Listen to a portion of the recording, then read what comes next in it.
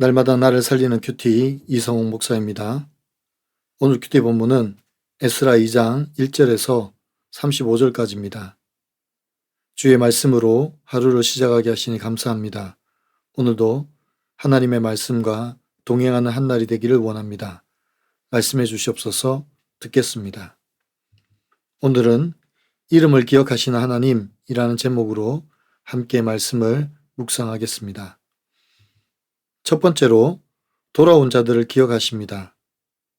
1절에서 오늘 본문은 바벨론 포로를 마치고 예루살렘으로 귀환하는 사람들의 명단이 구체적으로 기록되어 나옵니다. 바벨론 70년 생활은 유다 백성들이 안주하고 정착하기에 충분한 시간이었습니다. 그러나 하나님은 그들의 안락함을 버리고 약속의 땅을 선택하여 돌아오는 자들의 이름을 먼저 기록하고 있습니다. 2절입니다. 곧 스룹바벨과 예수아와 느헤미야와 스라야와 르엘라야와 모르드게와 발산과 미스발과 비그웨와 르홈과 바하나 등과 함께 나온 이스라엘 백성들의 명수가 이러하니 라고 합니다. 먼저 스룹바벨, 예수아를 비롯한 지도자들의 이름이 등장합니다. 하나님께서 무너진 공동체를 다시 세우시기 위해 앞장선 자들을 기억하시며 그들을 통해 다시 시작하십니다. 이처럼 하나님은 고난의 시기를 잘 통과하며 자기를 돌아보고 회개하는 자들을 지켜보고 계십니다. 그리고 그들을 통하여 새로운 시작을 시작하게 하십니다. 바벨론에서의 안락함을 버리고 다시 유다와 예루살렘을 향하여 발걸음을 옮긴 자들을 기억하고 그들을 통하여 주의 나라와 주의 구원을 이루어 나가십니다. 적용 질문입니다. 현재 나를 영적으로 안주하게 만드는 나만의 바벨론은 무엇입니까? 내 인생의 마지막에 나는 어떤 이름으로 기록되기를 원합니까? 두 번째로 각 가문과 마을의 헌신을 기억하십니다. 3절에서 20절을 보면 가장 먼저 예루살렘으로 돌아오는 사람들을 가문별로 구분하여 기록합니다. 그러면 왜 에스라가 먼저 가문별로 그들의 이름을 기록했을까요? 그 이유는 그들이 이방의 삶 가운데서도 자신의 정체성을 잃지 않았다는 것입니다. 그들이 어느 가문의 사람인지 어느 지파에 속했는지를 기억하면서 끝까지 하나님의 백성으로서의 삶을 살았다는 증거입니다.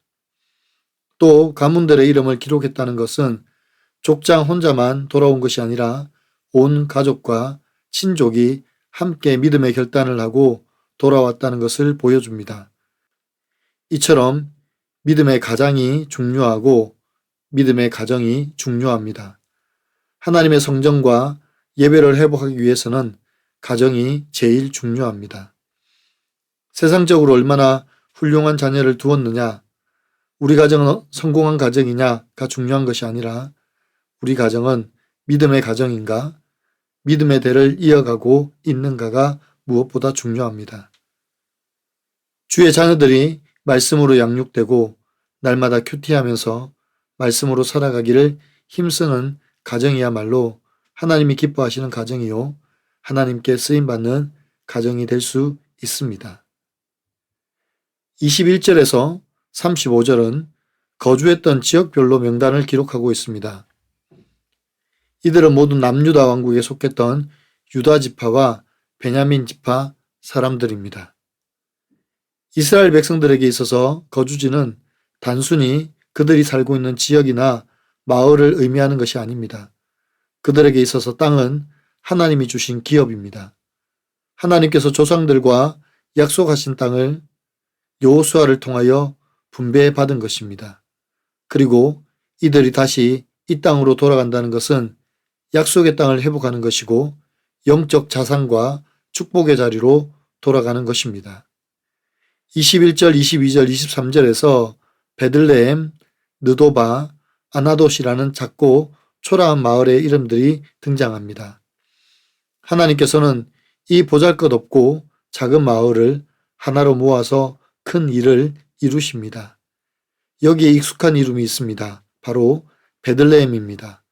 이 작은 마을에 우리를 구원할 구주가 나시는 놀라운 지역으로 후에 등장합니다.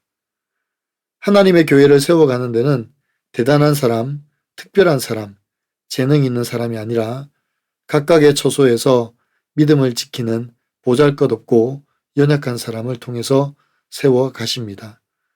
그래서 하나님은 그 한 사람을 눈여겨 보고 계십니다.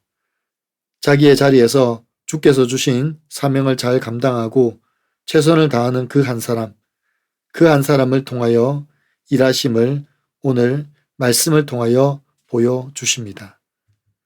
여러분은 어떻습니까? 우리 가정과 다른 가정을 비교하며 열등감을 느끼고 있지는 않습니까? 내 자녀를 영적 후사로 양육하고 있습니까? 내가 사는 지역에 대한 원망은 무엇입니까? 그 자리에서 일하시는 하나님을 믿습니까? 오늘 큐티인 묵상 간증은 부르신 자리로 돌아오라는 제목의 한 성도님의 묵상 간증입니다. 믿지 않는 가정에서 자란 저는 사람들에게 인정을 받지 못하고 불안했습니다. 그러다 청년의 때 교회 다니면서 큰 고난 없이 지냈고 공동체에서 만난 자매와 가정을 이뤄 안정적인 생활을 해나갔습니다. 하지만 저는 여전히 내면의 불안을 사람들에게 인정받는 것으로 회수하려 했습니다. 이렇게 죄에서 돌이키지 못하니 환경에 요동하다가 결국 우울증을 겪었습니다. 그러다 저는 경연난으로 불안한 사내 분위기와 강도 높은 업무로 인해 한계 상황에 이르렀습니다. 그제야 비로소 말씀이 들리며 세상을 우상 삼는 저의 죄를 직면하게 되었습니다. 힘들고 괴로워도 매일 말씀을 의지하여 일하다 보니 저의 죄를 정결케 하시는 하나님의 은혜에 감사하게 되었습니다. 또한 환경에 순종하니 회사에서 실적을 내고 승진도 하며 어느덧 바벨론 포로 생활과 같은 직장 생활에 적응했습니다. 이스라엘 백성이 바벨론 포로로 잡혀 갔다가 노임을 받고 각자의 성읍으로 돌아간 것처럼 제게도 익숙하고 편한 바벨론 생활에서 믿음으로 돌이켜 지켜야 할 자리가 있습니다. 그것은 부부 소그룹 리더와 주일학교 교사로서 지체들과 다음 세대를 섬기는 것입니다. 그런데 때로는 직장 생활이 버거워 주말에 편히 쉬고 싶은 마음이 있습니다. 그러나 이것이 세상에 안주하려는 저를 돌이켜 천국 입성자 명단에 올리시려는 주님의 택하심과 부르심이라는 생각이 듭니다.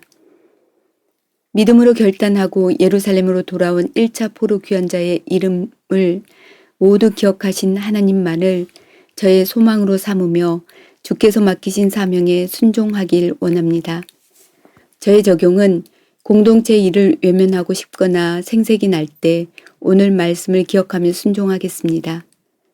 올 여름에도 직장에 휴가를 내고 주일학교 수련회와 단기 선교 사역에 동참하겠습니다. 입니다. 사랑하는 성도 여러분, 하나님은 돌아온 자들을 기억하십니다. 그들이 누릴 수 있는 안락함과 편안함을 버리고 약속의 땅으로 돌아오는 자들을 기억하시고 그들을 통하여 다시 시작하는 은혜를 베풀어 주십니다. 예루살렘은 지금 황폐했습니다. 성전은 무너지고 성전의 기물들조차도 다 빼앗겼습니다. 그러나 하나님은 다시 돌아오는 자들을 통하여 황폐한 예루살렘을 회복시키시고 하나님을 예배하는 성전을 세우십니다. 예배 회복의 시작은 예루살렘으로 돌아가는 한 사람으로부터 시작입니다. 가문의 족장을 통하여 가정과 가문이 세워지고 공동체가 든든히 서갑니다. 교회도 마찬가지입니다. 한 사람의 회복이 가정의 회복을 이루고 언약 공동체를 세워가게 됩니다. 사랑하는 성도 여러분, 이제 하나님께로 돌아갑시다. 세상의 안락함과 편안함을 버리고 하나님의 성전을 재건하기 위해 내가 먼저 하나님께로 돌아갈 때 내 가정을 살리고 교회 공동체를 살릴 줄 믿습니다. 기도드립니다. 사랑하는 주님, 우리가 다시 돌아가는 용기를 허락하여 주시옵소서. 세상에 미련을 두지 않게 하시고 편안하고 안락함을 기꺼이 포기할 수 있는 믿음을 허락하여 주시옵소서. 먼저 족장들이 자기들의 가문을 이끌고 돌아가는 것을 봅니다. 주님, 우리도 믿음의 가정을 통하여 모든 가족이 주님께로 돌아가는 역사가 일어나게 도와주시옵소서. 그래서 우리 가정을 통하여 언약 공동체를 회복시켜 주시고 하나님의 은혜를 누리며 교회가 든든히 서가게 도와주시옵소서. 주님, 우리의 작은 헌신과 희생을 기억하여 주시고 연약한 한 사람, 부족한 한 사람을 사용하셔서 주님의 크신 뜻과 계획을 이루어 주시옵소서. 우리 구주 예수 그리스도의 이름으로 감사하며 기도하옵나이다. 아멘.